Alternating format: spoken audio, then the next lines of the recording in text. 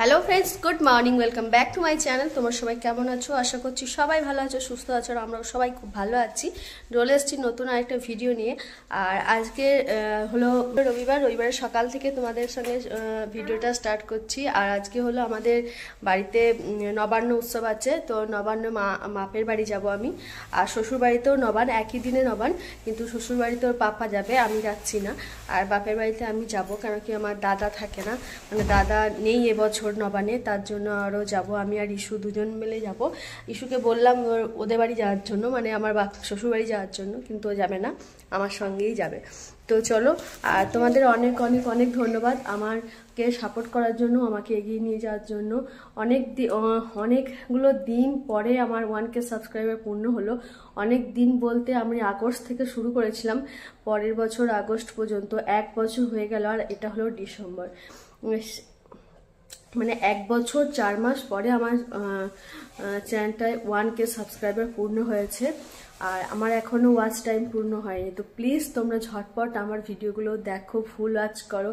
আশা করছি তোমরা সাপোর্ট করলে আমি আরেকটু এগিয়ে যাব, আর খুব তাড়াতাড়ি আমার ওয়াচ টাইমও পূর্ণ হয়ে যাবে। তো তোমাদেরকে অনেক অনেক আরেকবার ধন্যবাদ জানাই আমার 1K সাবস্ক্রাইবার পূর্ণ করার জন্য। তো এই যে ইস্যু এখন দেখো, বাবা ট্যাক্স স্যুট পরে বসে আছে, এখন স্নান টান করেনি।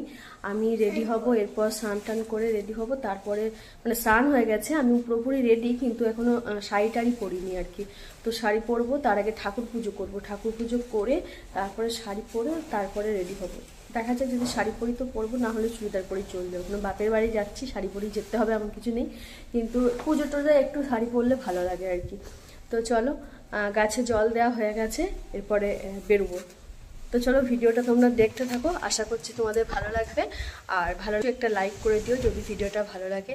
আর যারা আমার নতুন বন্ধু আছো, প্লিজ চ্যানেলটাকে সাবস্ক্রাইব করে দিও। তো চলো, এখনকার মতো আমি গার্ডেনে এসেছি ফুল তুলতে, পুজো করব বলে।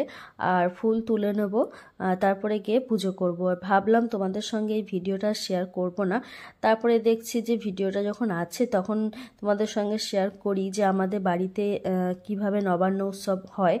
যদিও ভিডিওটা পুরো দিনের ভিডিও আমি তোমাদের সঙ্গে শেয়ার করতে পারছি না, মানে যতটুকুনি আছে ততটুকুনি শেয়ার করছি, ঠিক আছে? তো আশা করছি ভালো লাগবে।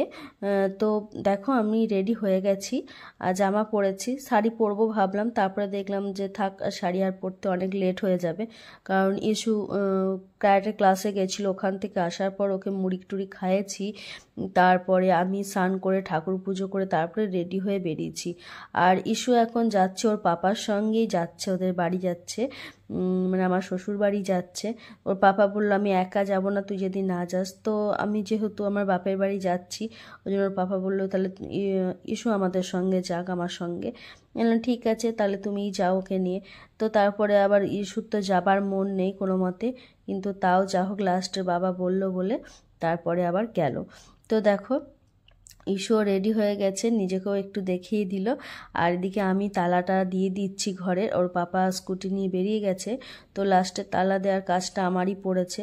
তো ওই জন্য তালাটা আমি দিয়ে দিলাম। আর এখন 3জনে মিলে বসে পড়েছি, আমাকে একটু টোটো স্ট্যান্ড অবধি দিয়ে আসবে, তারপরে ওর পাপা ওদিক থেকে চলে যাবে, আর আমি ওদিক থেকে টোটো করে আমার বাপের বাড়ি চলে যাব। কারণ স্কুটি করে ওর পাপারা যাবে, ওদের আবার লেট হয়ে যাবে যদি আমাকে বাড়ি অবধি দিতে যায়। তো দেখো, এখানে একটা ঠাকুর ছিল, সেটা তোমাদেরকে একটু দেখালাম। আমাদের এখানে অন্নপূর্ণা, শিব আর পরি এই ঠাকুর আছে। আর দেখো, আমি বাড়িও চলে এসেছি। আর এখানে বৌদি আমাকে বলছে তুমি এত বেলায় আসছো, তোমাকে বাড়ি ঢুকতে দেওয়া হবে না, তুমি এখন 12:30 বাজছে, এতক্ষণে আসছো, তো কোথায় এসে একটু ঘরেতে কাজ টাজ করে দেবে হাতাপাতি আমাদের সঙ্গে, তা না তুমি এতক্ষণে আসছো। তো কি করছো তোমরা, সব কেমন আছো? রান্না বান্না আমার মায়ের মনে হচ্ছে সব কমপ্লিট হয়ে গেছে, সারা দিচ্ছে না কেন? তো মায়ের মনটা একটু খারাপ ছিল, আর ঠাকুমায়েরও, বুঝতেই পারছো, ঠাকুমা দেখো কাঁদছে, কেন কি দাদা এবছর নেই নবান্নের সময়। আর দাদা 2 মাস 3 মাস হলো বাইরে গেছে, তো তার জন্য দাদা নেই বলে ওই জন্য আমার ঠাকুমায়ের, মায়ের সবার খুব মনটা খারাপ। মা কাঁদছিল আর ওই জন্য সাড়া দিচ্ছিল না। আর ঠাকুমাও এদিকে কাঁদছে দেখো। আর আমাদের এখানে না সবাই বাড়ি বাড়ি প্রসাদ নেয়, মানে প্রসাদ বলতে মানে ঠাকুরের কাছে মন্দিরে মন্দিরে প্রসাদ নিয়ে আসে। আর তারপরে হচ্ছে যারা বাড়িতে বড় থাকে, যেমন আমাদের বাড়িতে আমার ঠাকুমা বড়, তো ওই জন্য ঠাকুমার কাছে প্রসাদ নিয়ে আসা হলো। তারপরে আরেকটা ঠাকুমা আছে, ওই ঠাকুমার কাছেও প্রসাদ নিয়ে আসা হয়। তারপরে নবান্ন করা হয়। আর এখানে দেখো মন্দিরে একজনের পুজো করতে দেরি হয়ে গেছিলো, সেই জন্য এখানে একটু ঠাকুমশাই এসেছে, পুজো করে দিচ্ছে তার।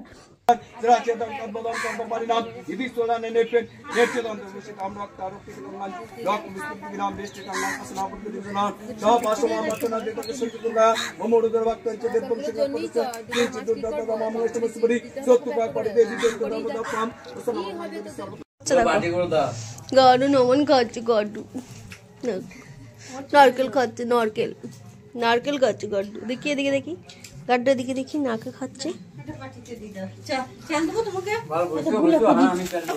গাড্ডু কিচ্ছু খায় নাই, শুধুমাত্র নারকেলই খাচ্ছিস নাকি তুই? তো এবার মা আমাদেরকে সবাইকে খেতে দিচ্ছে। প্রথমে আমাদের চাল নবান করা হয়, তো চালের মধ্যে ক্ষীর, অনেক রকমের ফল, মিষ্টি সব কিছু দেওয়া থাকে। তারপরেও আবার ওপরে এমনি মিষ্টি ফল টল এগুলো দেয়। তো সেগুলো আর কি মা আর কি সবার জন্য বাড়ছে একে একে। আর তারপরে আমরা চাল নবান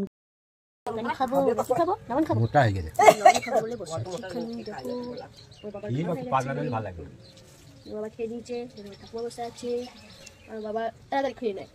আর এখানে গাড্ডু আর আমি বসে আছি, আমরা নবান করবো না গো? গাড্ডু নবান করবে? নবান করবে? নবান করেছো? নবান করবে তুমি? নবান করবি? দিদি আসেনি না গো? দিদি এসেছে?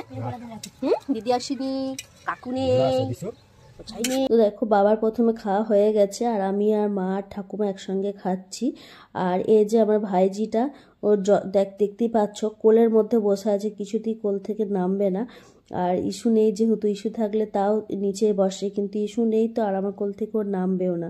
মানে এতটাই আমাকে ভালোবাসে, আমি যখনই যাই মানে আমার কাজ ছাড়া হতেই চায় না এরকম। আর ওই যে দেখো সব সময় কোলের মধ্যে বসে থাকবে। তো প্রথমে ওদের বাড়িতে একবার খেয়েছে, ও খেয়েছে বলতে ওই নারকেল খাচ্ছিল, তারপরে আমাদের বাড়িতে একটু খাইয়ে দিলাম কোলে বসেছিল বলে। আর এখানে খাওয়া দাওয়া করার পর মা এসেছে পুজো করতে।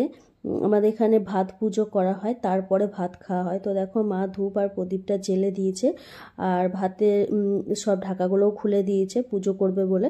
তো মানে কুলের ফুল পাতা এইসব দিয়ে আর কি পুজো টুজো করে, অনেক কিছু দেয়, আমি ঠিক জানি না, মানে আমি কোনোদিন করিনি তো ওই জন্য বলতে পারছি না। এবার কুলের ডগ নিয়ে আসে আর ধূপ প্রদীপ জ্বালায়, এটা দেখেছি, আর ফুল টুল দেয়, দিয়ে পুজো করে।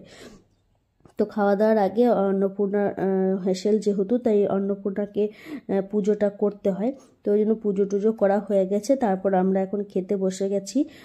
5 রকমের ভাজা করতে হয়, তো 5 রকমের ভাজা মা করেছে, 5-6 রকমের করেছিল। আগে তো ঠাকুমা যখন পারতো তখন ঠাকুমা অনেক ধরনের ভাজা করতো, ওই কলার ফুলুরি, তারপরে তোমার বেগনি গুড় পিঠা তো মা করেছি, আর বেগুন ভাজা, মূলো ভাজা, মানে 7 রকম 9 রকম ভাজাই করতো। কিন্তু এখন মা যেহেতু অত পারে না, আর অত কেউ খেতেও চায় না, আর এই কটাই লোক আমরা দেখতে পাচ্ছি। তো এই জন্য বলি যে আমরা এই কটার লোক অত বেশি করতে যেও না, তাতে জিনিস নষ্টই হবে, শুধু ফালতু কেউ খাবে না। তো ভিডিওটা আমি দুপুর পর্যন্তই করেছিলাম, এরপরে আর কোনো ভিডিও করিনি। গ্রামে অনেক ঠাকুর এসেছিলো, কিন্তু ঠাকুর দেখতে আর যাওয়া হয়নি। তো আজকের মতো ভিডিওটা এইটুকুনি, দেখা হচ্ছে পরে নেক্সট ব্লগে। আশা করছি তোমাদের ভিডিওটা ভালো লেগেছে। তো চলো আজকের মতো টাটা বাই বাই, সবাই খুব ভালো থেকো।